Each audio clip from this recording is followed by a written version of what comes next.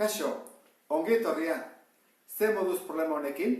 Lortu duzuen emaitza ateratzea? Badakizuen emaitza atea ondoren, konprobatu behar dela zuzena dagoen, ala ez.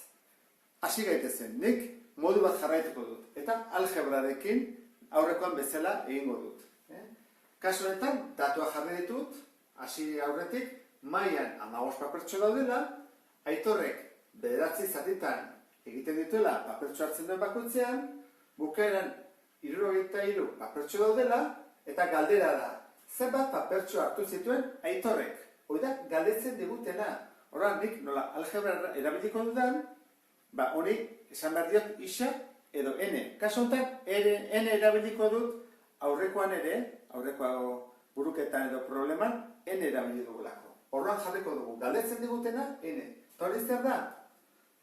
Aitorrek hartutako papertxoak.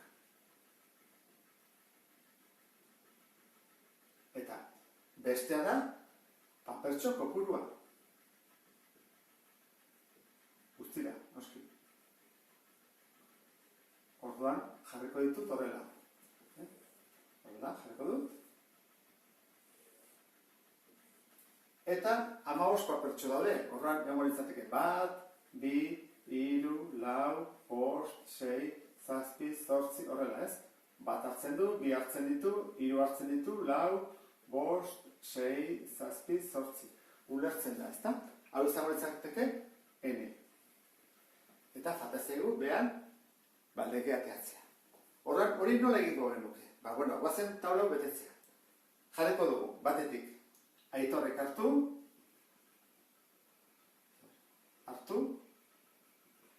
eta hartu ez ditunak. Hartu ez.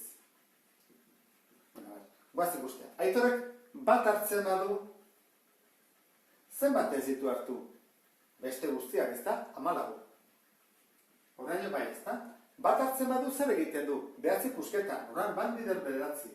Zenbat da hori? 9 gehi 14. Guztira, 23. Horran, bat hartzen badu, 23 papertxo ditugu. Aitorrek 2 hartzen baditu, egiten du 2 bider 9, bakoitza 9 pusketan, eta zenbat ez ditu hartu, 2 hartzen baditu, 13 dira. Horran egin behar da, 18 gehi 13. Ez? 18 gehi 13. Horran egiten dugu horrela, eta betzez du, 31.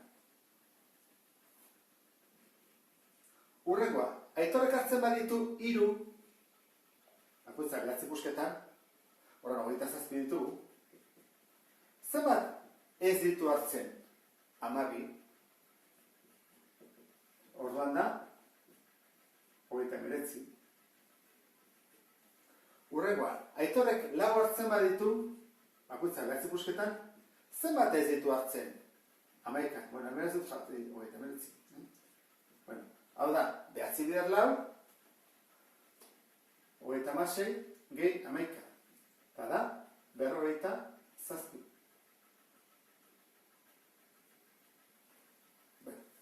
Bostekin egingo dugu. Aitorrek 5 hartzen baditu, bider 9, dira 45. Eta ez ditu hartzen 10. Horran, inbadigu, gehi 10. Hau badakigu, ez da? 45 dela, 45. Gerturatzea egera, ez da? Zu eski horrengoarekin iritsi gera. 6 hartzen baditu, ez ditu hartzen 9.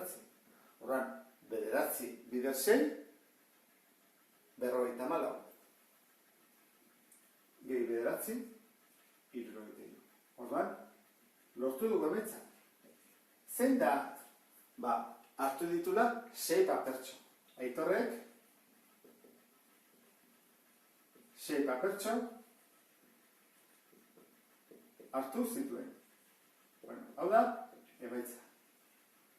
Baina behar da, egin beharko duguna da, paus bat gehiago eman, eta demostratu bukau kontrolatzen dugula, eta 73 galdetu beharrean, galdetuko behar dute beste bat, ateko gurukela lege baten bidez. Orduan, nola atea legea? Guazik uste, hemeniko zer egin behar da? Gehi 8, ezta? Hemeniko gehi 8. gehi zortzi, gehi zortzi, gehi zortzi. Beti dihoa, gehi zortzi. Orduan derrigorrez legea da zortzi ene. Zortzi bider ene. Legea, derrigorrez. Zortzinaka dihoalako. Nik ite bat, zortzi ene, zortzi bider bat da zortzi. Ez eta hogeita hiru bateatzen. Zenbat falta zait hogeita hiru arte. Horrein marko dut hogeita hiru, ken zortzi. Eta hori zenbat da? Hamabost. Orduan, izango genuke. Jako dut? Guazen guztia. 2 bider zortzi, 16. 16 gehi 15, hogeita hamaika, ondo.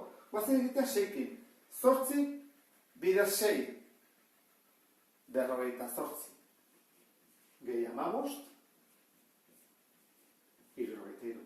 Eta horra, legea, hau jarriko genuke, zortzien gehi 15, eta orduan, guri hau zuzentzeakoan, baloratuko digute gehiago. Eta ondo egin dugula bezala. Bueno, orduan, legeatea dugu, zer egingo dugu? Erakutsi beste modu bat nola egiten den. Eta hola izango litzake. Jartzen dugu. Zortziene, gehi 15, eta lortu behar ditugu, hirurogeita hiru. Horra, guk egingo nuke erantara. Zortziene, berdin, hirurogeita hiru. Ken 15. Orduan, zortziene, zenbat gelditzen da? Hirurogeita hiru. Ken 15, berrogeita zortzi. Orduan, bidertzen nahi dena, beste aldea zatitzen, berrogeita zortzi. Zati zortzi, ene, 6. Eta emaitza hori da. Eta erauntara, demostratuko genuke, beste erauntara ere egiten badakigula. Bueno beste bat arte. Agur!